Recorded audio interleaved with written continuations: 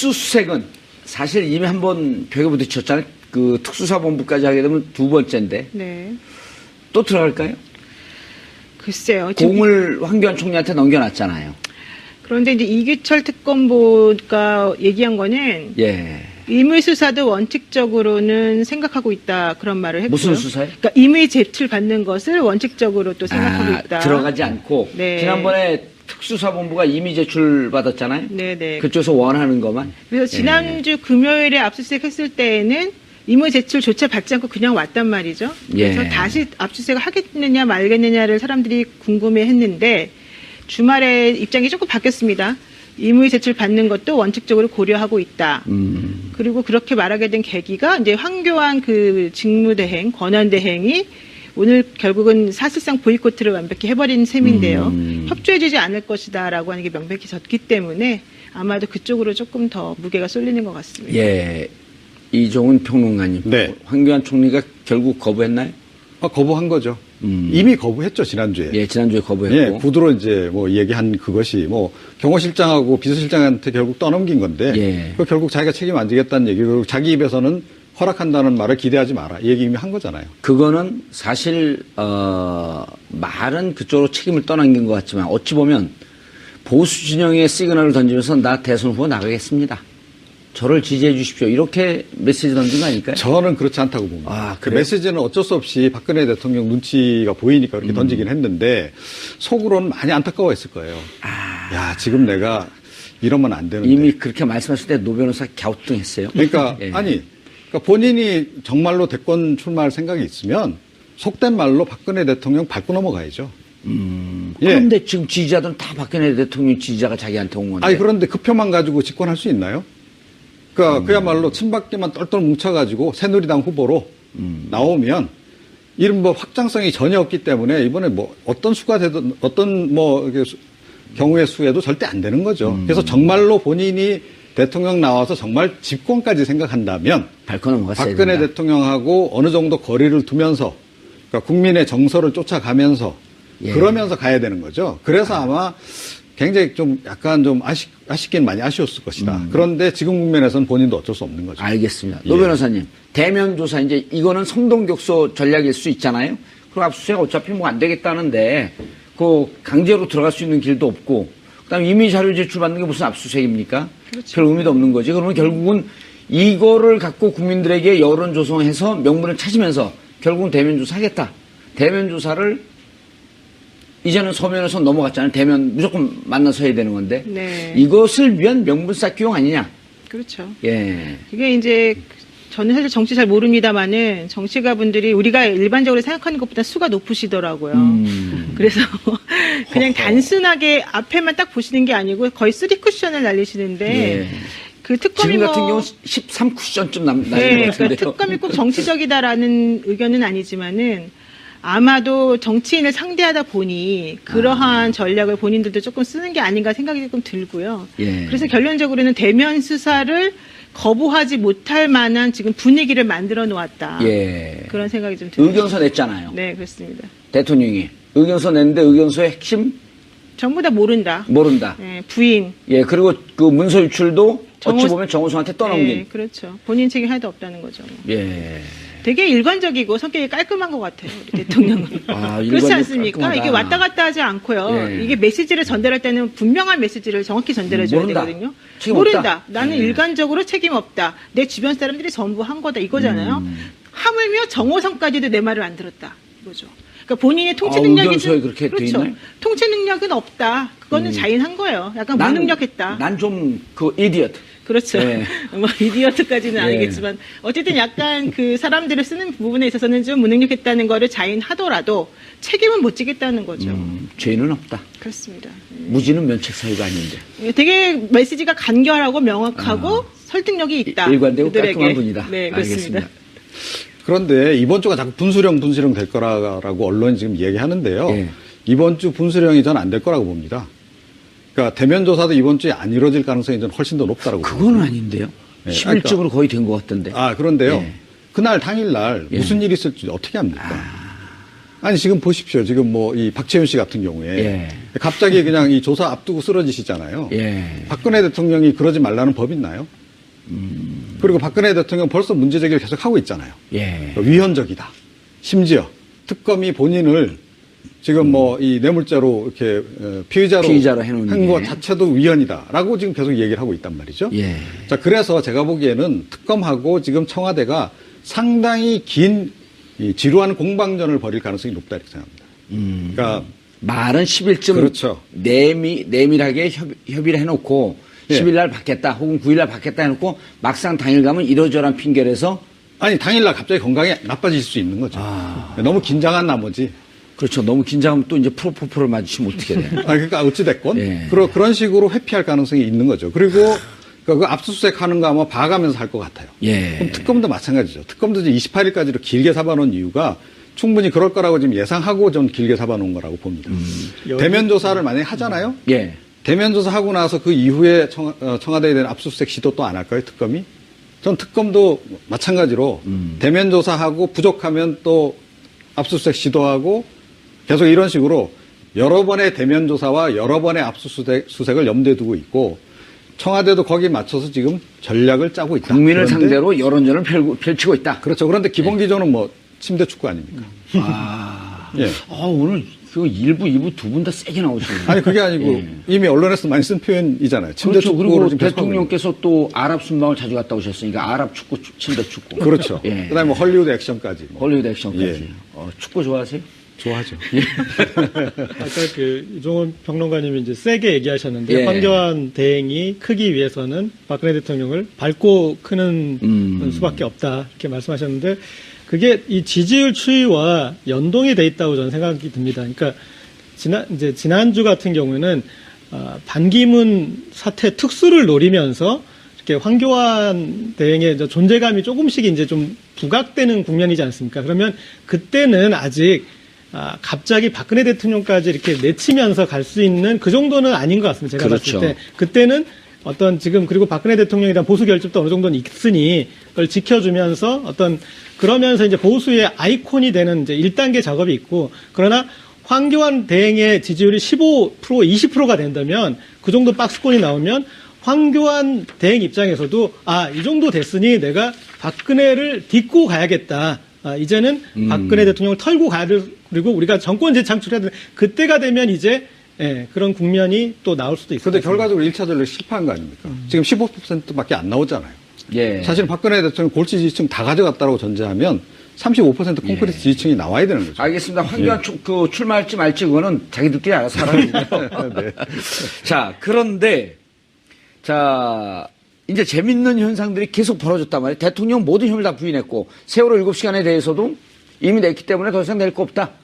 라고 하면서 정말 일관되고 깔끔하게 기존의 입장을 고수했는데 자, 이제 안종범 폭탄이 또 터졌어요. 네. 박채윤 씨를 다른 뇌물 혐의로 구속을 했는데 거기서 나온 몇 시간 전에 보도에 따르면 대포폰에 녹음되어 있는 걸 털었더니 안종범 수석하고 통화 내역이 있는 거예요. 통화 내역 한번 들어보시고. 안녕하세요. 저 박채은인데요. 저희 YJ 콥스 메디칼. 예, 안녕하세요. 예. 안녕하세요. 아이고, 뭐, 선물도 주시고, 와이프한테 점수 많이 땄는데, 덕분에. 사모님 점수 짤 일이 더 많은데. 수석님 워낙 TV에 많이 나오셔서 보이시면 그럴 것 같아서 제가 사모님이 더 나을 아이고, 것 같아요. 아닙니다. 이번 주에 원래 예약을 하려고 했는데, 신라호텔 예. 중식당의 보양식이 좋더라고요. 수석 직후에, 어디, 순방 가셔야 돼서, 그거 준비를 좀 해야 되거든요. 제가 추석 선물도 준비했는데, 그러면 이거 어떡하나? 예? 아이고, 고맙습니다. 지나서도 받을게요.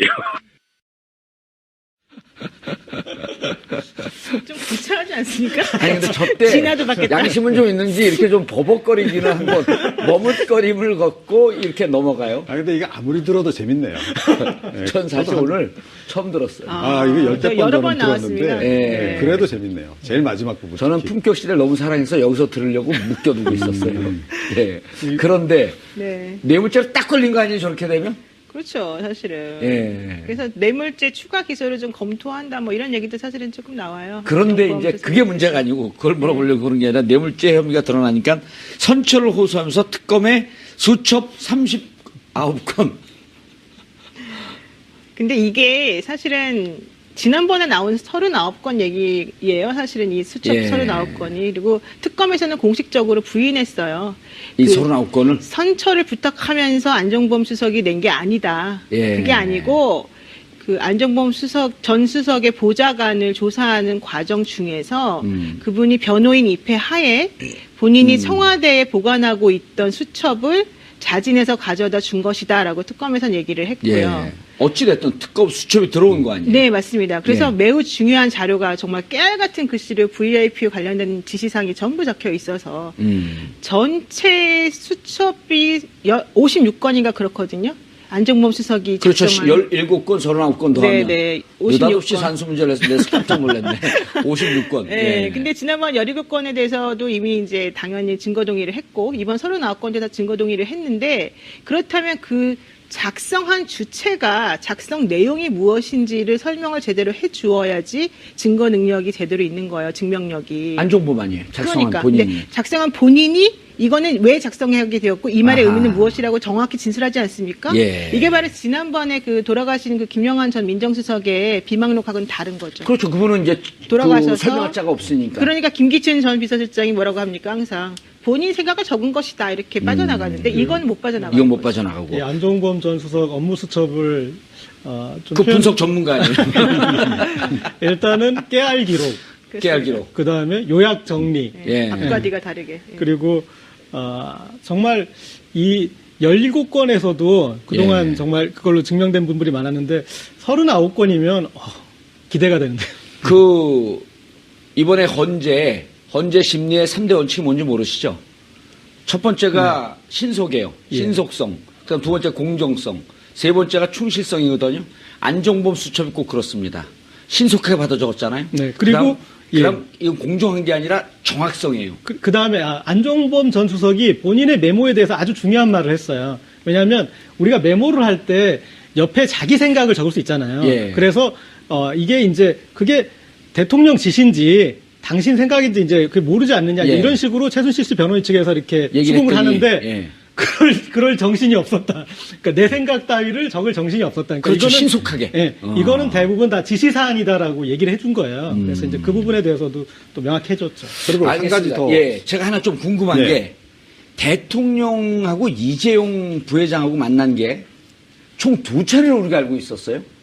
세 차례로 만난 거는 최근에 확인이 됐었죠. 예, 최근에 확인이 예. 됐는데 그 내용. 자, 보면은 2014년 9월 15일 날 대구 창조혁신센터에서 만나갖고 승마협회 맡아줘라. 그 다음에 그 이듬해 2015년 7월 25일 날 만나서는 45분 중에 20분을 이른바 군대용으로 쪼인탁 갔다는 거 아닙니까? 네. 왜 안 도와주냐. 그리고 2016년 2월 3차 면담 자료가 바로 이 수첩에 있다는 거 아니에요. 그렇죠. 근데 그 사이에 무슨 일이 있었나요? 국민연금에 예. 예, 그 삼성 이제 그룹에 대한 지원이 있은 거 아니에요. 그렇죠. 그죠? 그렇죠. 7월 17일 날 있었고. 예. 그러니까 그것에 대해서 그러니까 뭐 25일 만나서도 한 번 더 이제 예약 요청을 한 거고. 예. 그게 약속이 잘 안 지켜지니까 결국은 재차. 예. 예, 재차 이제 요구를 한 거 아니겠어요? 이런저런 요구들을. 그러니까 확인도 하면서 그러니까 제일 마지막 3차 사실은 작년 2월이죠. 예, 만났을 때가 전 가장 중요한 내용들이 많을 거라고 저는 생각이 돼요. 뇌물죄 입증과 관련해서. 예. 그러니까 대가성 입증과 관련해서. 알겠습니다. 노 예. 변호사님. 네. 자, 이제 작년 2월에 3차 면담이면 그 안에 무슨 일이 있었냐면 그 전에 2015년 10월 25일경으로 미르재단 납입이 다 끝나는 거거든요. 네, 네. 그 다음에 또 작년 1월 15일에 K스포츠 재단에 돈이 다 납입이 끝나고 재벌들이. 그리고 그 안에 보게 되면은 그 뭡니까? 독일에 있는 비덱스포츠. 비덱에다가도 220억인가 또 가고 이런 등등이 다 끝난 다음에 2월에 3차 면담 최종 면담을 하는 거 아니에요? 네. 그때 지금 여기서는 그 내용이 있다고만 했지 무슨 내용이 적혀 있는지 아직 안 나온 거죠. 그렇습니다. 그 10가지 주문 사항이 기재되어 있다고 하는데 대통령이 이재용 부회장에게 네, 그러니까 독대를 하면서 10가지 주문사항을 했는데 총괄적으로는 문화융성 사업을 예. 지원해라, 금전적으로 먼저 이런 내용이었는데 구체적으로는 10가지 지시사항이 있었다고 해요. 근데 그것을 무엇인지는 지금 특검이 안 밝히고 있어서 아마도 대통령하고 대면 조사를 하게 되면 그것을 조금 공개해서 대통령을 압박할 가능성이 좀 있어 보인다. 그리고 이재용 부회장에 대해서도 영장을 재청구하기 위해서 구체적으로 10가지 지시사항이 무엇이었는지 그걸 왜 이행했어야만 하는지에 대해서 아마도 조금 심도 깊게 들어가지 않을까 생각이 듭니다. 예.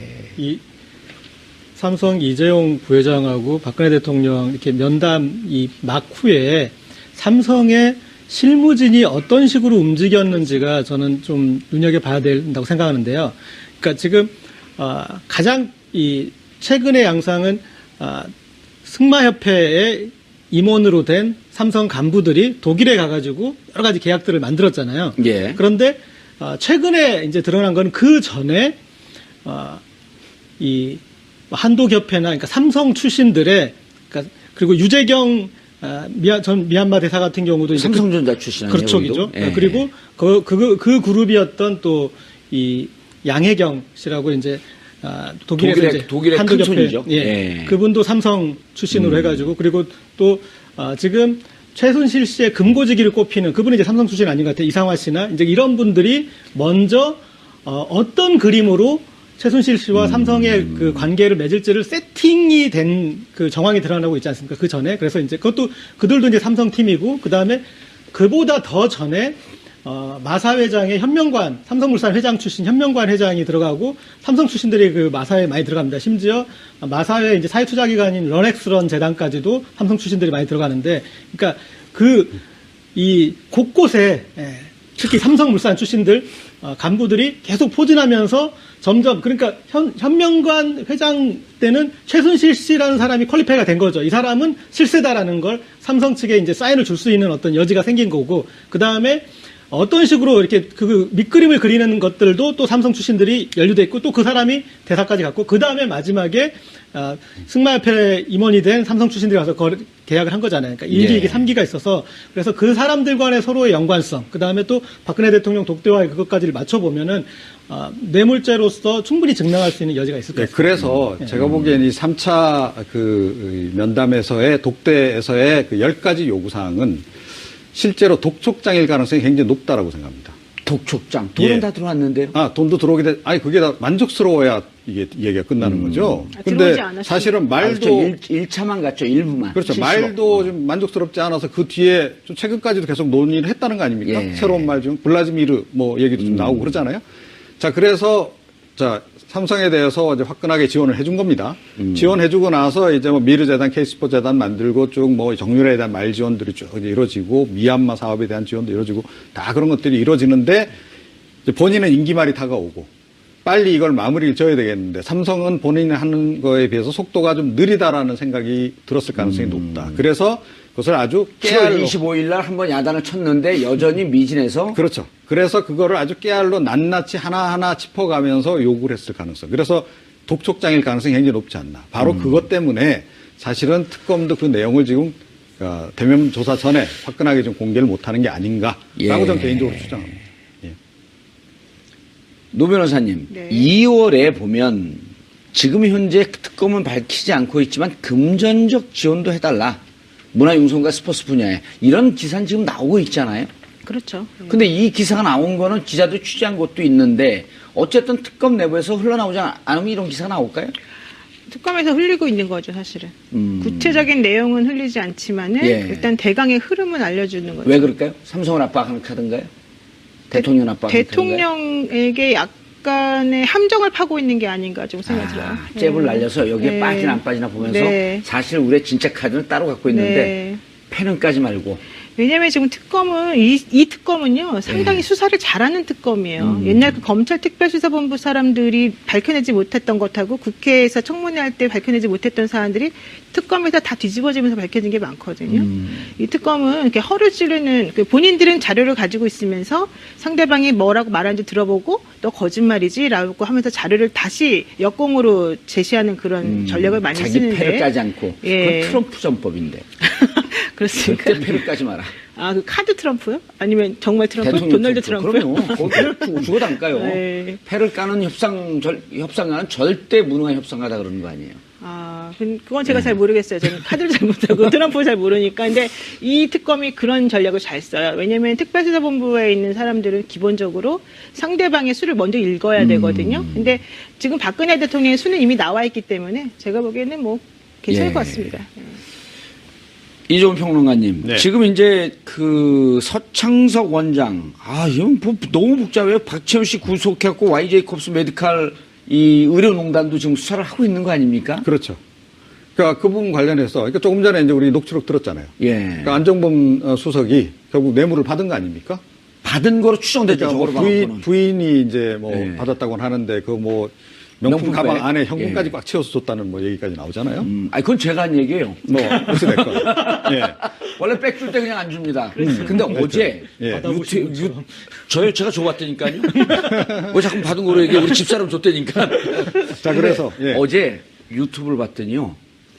중국에서 중앙 분리를 들이받고 BMW 차가 불이 났어요.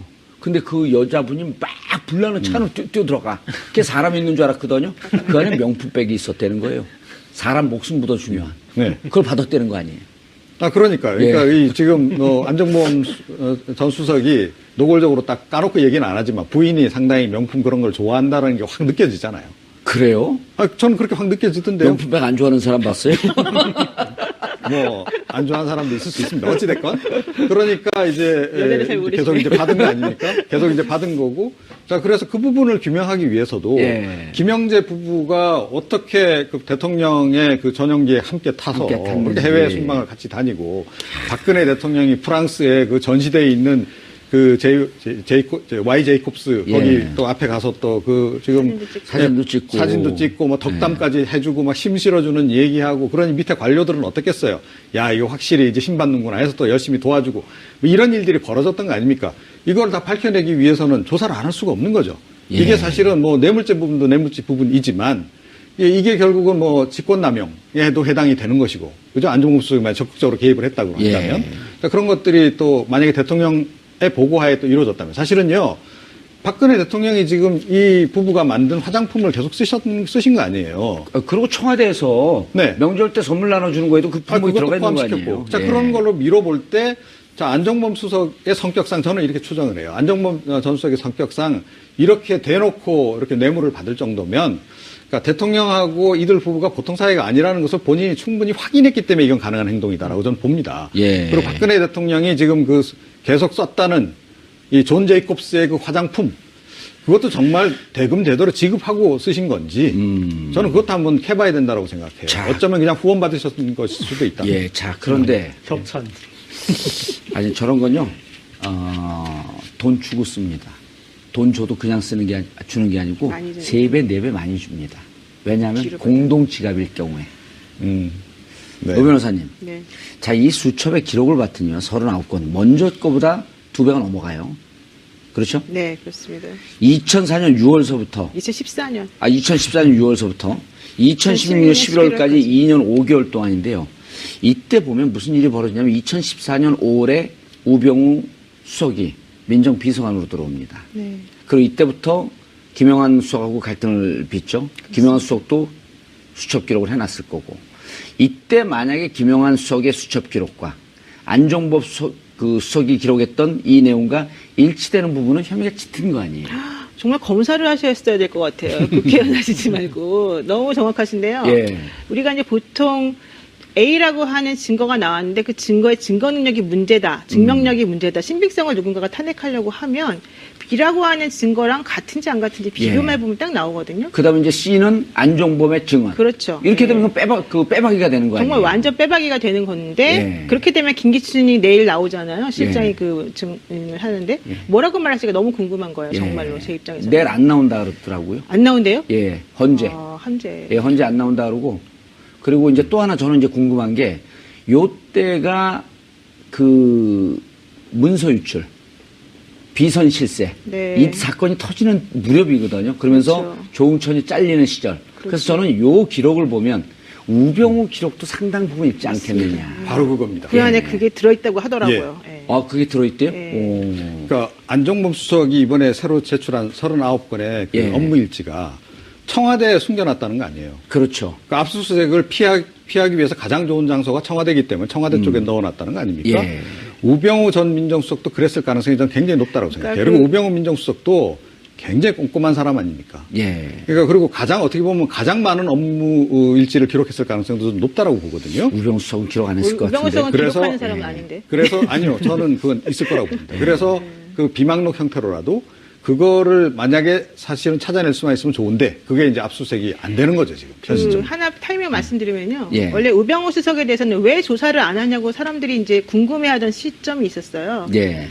그러다가 갑자기 우병우 수석도 하겠다라는 얘기가 흘러나오는 타이밍이 그게 있었거든요. 언제쯤인가요? 그게 바로 이 수첩 39건에 대한 얘기가 나올 때쯤이에요. 말하자면. 아, 그러네. 이게 명절 네. 전, 예. 후, 그때 급격하게 그 우병우 그 수석을. 전에, 직전에, 예. 그래서 이제 그쪽 특검에 이제 대구 봤더니 네. 명절 지나고 2월 9일서부터 2월 10일 사이에 이제 그때는 그 기자들한테 일정 네, 평가 네. 나왔더라고요. 네, 네. 2월 3, 4일쯤에 압수수색 들어가고 네. 그 다음에 2월 9일서부터 10일 사이에 대면 조사를 하는데 그때 청와대하고도 조율 중이다.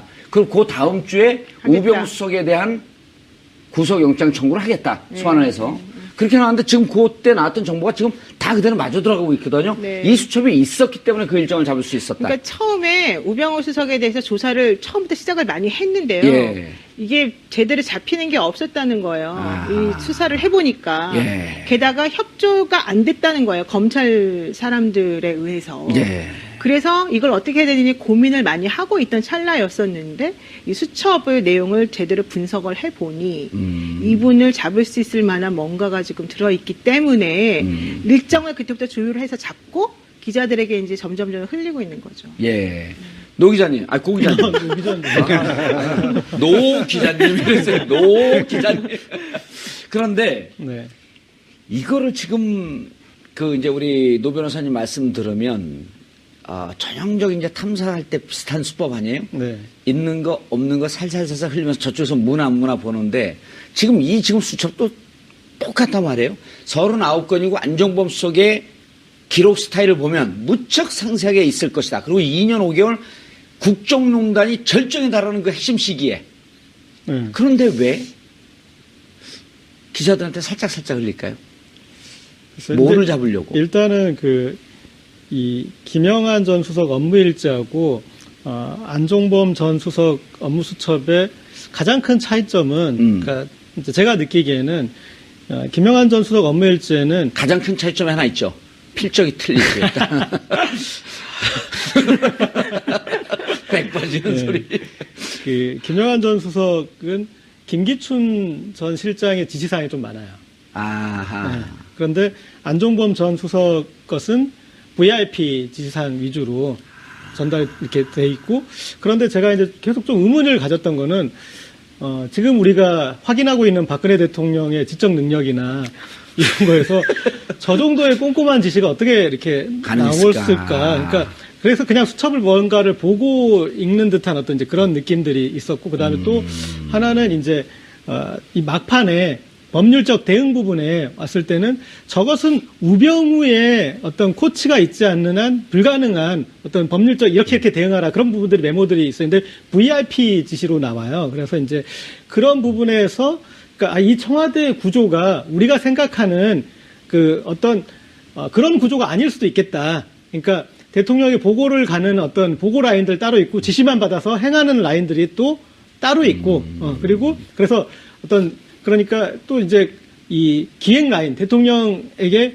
뭔가가 회의를 통해서 결정된 다음에 지시가 내리는 거잖아요. 그런데 안종범 같은 그런 입장의 사람들은 지시만 받아서 이렇게 실행하는 그룹인 거고. 회의가 거의 없었다는 거 아닙니까? 예. 그러니까 그냥 그날 이렇게 이 실행할 것만 하는 그룹이 있는 거고, 그 다음에 어떤 최순실 씨와 함께 기획 그룹, 그 다음에 어떤 걸 구상하고 그런 그룹들이 좀 따로 있는데 이제 그건 이미 드러났잖아요. 그 관저에서 있었던 문고리 예. 3인방과 일요일 날 있었던 그렇죠. 최순실과의 기획회의가 있었다. 예, 예. 이제 그런 것도 있고 그래서 그 다음에 이제 그 수첩을 통해서 아까 말씀하신 노 변호사님 계속 말씀하셨지만 거기에 이제 어떤 그 롤이 우병우 전 수석의 롤이 이제 명확하게 확신할 수 있을 수준의 그런 부분이 있을 것 같아요. 그런데요, 그러니까 이 김영한 수석 같은 경우에는 사실은 그때 그 직보 라인에서 배제돼 있었거든요. 그리고 그렇죠. 우병우 민정수석은 사실은 완전무소하고 똑같이 박근혜 대통령에게 직접 보고하고 직접 지시받았을 가능성이 굉장히 높습니다. 김기춘 실장이 직접 했다 그랬죠. 근데 김기춘 실장도 경유 안 했을 가능성이 좀 굉장히 높다고 봐요. 우병우 수석 같은 경우에는. 그러니까 아까 이제 문고리 3인방하고 최순실 씨가 일주일마다 회의하고 그거는 초기였고요. 예. 정년의 감찰문건 사건 불거지고 나서는 사실은 최순실 씨 약간 멀리한 거 아닙니까? 약간 좀 거리를 두고 3인방도 약간 국민들 눈앞에서 좀 치우고 그러고 나서 급부상한 게 우병우 수석이란 말이에요. 그래서 우병우 수석 같은 경우에는 실제로 박근혜 대통령하고 대면 보고도 굉장히 많이 했을 가능성이 높고 단순히 받아쓰는 정도가 아니고 조언도 하면서 또 지시도 받고 거의 이렇게 움직였을 가능성이 굉장히 그렇죠. 높다. 그거는 이미 그 정윤의 네. 비선 실세 그 십상시 그 사건이 터졌을 때 그것을 2, 3일 만에 프레임을 틀면서 속전속결로 정리한 게 우병우가 있기 때문에 그렇죠. 그때 엄청난 신뢰를 얻었다는 거거든요. 네, 그 뒤부터 계속 청와대에서 흘러나온 것은 우병우가 실세다라는 얘기가 계속 흘러나왔거든요. 그러니까 여기서- 실제로 그랬을 가능성이 높다. 그러면 우병우 수석도 그래서 제가 업무 일지 얘기를 하는 것이 예. 그러니까 박근혜 대통령이 이제 전화로 이제 안종무 수석한테 주로 줄줄줄 불러줬다는 거 아닙니까? 예. 뭐 1시간씩도 불러주고 이랬다는 거 아니에요? 자, 똑같이 아마 최순실 씨로부터 여러 가지 얘기를 듣고 그걸 가지고 참고해서 아마 참고했던 뭐 그대로 얘기했던 우병우 수석에게도 지시를 했겠죠. 그런데 예. 우병우 수석 경우는 조금 달랐다는 거죠. 의견도 듣고 그러니까 이제 우 수석은 분명히 보고하는 쪽과 이 지시 받는 내용 부분은 한치의 오차도 없이 기록을 했어야 되기 때문에 이 업무 일정은 있을 거다라고 좀 보는 거예요. 알겠습니다. 그런데 우병우의 생각을 놓는지 안 놓는지 우리는 관심 없고 중요한 건 이 수첩을 보면 지금 이제 그 고기자 추정은 수첩을 보게 되면 주로 국정농단 그다음 돈 문제, 밀케이 스포츠재단 쪽은 아마 최순실 씨의 아이디어가 들어왔을 가능성이 있고 이후에 작년 이 문제가 본격적으로 7월서부터 터지기 시작하면서부터 법률 대응할 때는 그때 우병우 생각이 법률 지원에 대해서는 있었을 것이다. 근데 문제는 우리가 여기서 삼성과의 관계를 찾아내야 되고 최순실 씨와 공동지갑이라고 하는 증거를 찾아내야 되고 그러므로 인해서 뇌물죄의 공범이라고 하는 걸 찾아내야 되는데 거기까지 지금 특검이 접근했냐 안 했냐 이게 문제인 거예요. 제가 알기로는 상당히 접근한 걸로 알고 있고요. 거기서 또 하나 지금 놓치고 있는 포인트는 안종범 수석의 집에서 발견되었다라고 하는 증거인멸 방법들이 되게 획기적인 게 많았잖아요. 핸드폰 뭐 위에 액정 뭐 어느 부분을 뭐 부셔야지 뭐 증거가 더 없어지고 예. 뭐 전자레인지에 집어넣어라 이런 얘기 많았었잖아요. 그렇죠. 예. 그러면서 실질적으로 그런 행위를 함으로 인해서 어떤 증거도 남기지 않은 두 사람이 바로 김기춘 실장과 우병우 우병우. 수석이거든요. 그 두 분이 아마 안종범 수석에게 알려줬을 거예요. 증거인멸 방법을. 안종범 수석이 혼자 그런 증거인멸 방법을 생각해냈을 수가 없는 방법들이거든요. 그런 방법들은. 그렇다면 우병우 수석이 문제가 좀 불거질 것이 예상이 되니까 증거인멸을 롯데한테 해야. 주었던 돈도 돌려주라라고 시키고 요 또 수첩 보면 우병우도 빼박게 될 가능성이 없다. 그렇죠. 예. 아하. 그런 식으로 나설 가능성이 높다는 예. 거예요. 그 다음에 이렇게 재밌는 양상은 제가 느끼기에는 안종범 전 수석은 우병우 전 수석 쪽으로 어떤 책임을 일정 정도로 좀 떠넘기기를 하려고 하는 것 같아요. 그리고 본인이 더 책임이 있다고 느끼고, 그러니까 왜 느끼냐고 제가 생각하기에는 자 안종범 전 수석 같은 경우는 그러나 행정의 체계 내에서 실행한 사람이에요. 행동대장이었어요. 시키는 대로 한 사람이요. 그런데 안종범 전 수석이 보기에 우병우 전 수석은 기획진이었던 거죠. 그리고 행정은 여럿이 다수가 하는 거지만 체계를 갖춰서 하는 거지만 기획은 소수가 은밀히 하는 거잖아요. 그러니까 그 영역의 것들을 있고 그다음에 안종범 전 수석이 계속 암시를 주고 계속 이렇게 그리고 그러니까 저쪽은 같이 범죄를 기획한 쪽이고 나는 그냥 시키는 대로 어쩔 수 없이 실행한 쪽이다. 이렇게 어떤 그 급을 나누는 그런 것들이 좀 저는 좀 느껴지더라고요. 그럼 네. 취재하신 결과예요, 그게? 아닙니다. 아니, 감이에요? 예. 그런데 그러면 안 되는데. 아니 그런데 이제 저 기자들은 또 여기저기서 들어오는 이 정보망들이 있으니까 기자들의 추정은 일반 사람들의 추정은 좀 또 틀리죠. 그러니까 대답하셔야 되는데 지금 안종범 대답 안 전 하시죠. 수석이 지금 되게 억울한 거예요. 그러니까 자기가 봤을 때 그러니까 우리가 생각하는 청와대 체계에는 대통령이 있고 비서실장이 있고 각 수석이 있는 그건데 안종범 전 수석이 겪었던 청와대는 그게 아닌 거예요. 그렇죠. 그러니까 대통령으로부터 예, 직접 지시만 받는. 그쪽에서 따로 기획하는 사람도 있고 그 주구장창 이렇게 받아줬고 실행하고 그러니까 그다음에 틈나면은 이제 떡고물이나 좀 얻어먹는. 그렇죠. 아니, 떡 만진 손에 떡고물이 어떻게 안 넣습니까? 예? 예. 아니 그게 저기 그 더킹의 대사예요, 영화. 아, 떡 만진 속에 어떻게 떡고물이 안 넣습니까?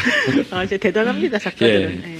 그런데 이 특검에서 할 일이 지금 너무 많아요. 지금 이제 또 오히려 우리 이런 중요한 이슈보다도 국민들의 관심은 고용태와 최순실이 어디까지 싸울 거냐.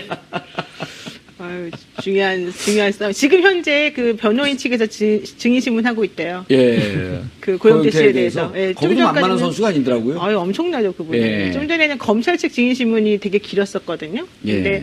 1시간 전에부터 이제 변호인 측에서 증인신문 하고 있는 중인데, 예. 아마도 제일 획기적으로 틀어진 사건이 그 미얀마 커피 수입 관련된 부분이었던 것 같아요. 제가 봤을 때. 미얀마 이권.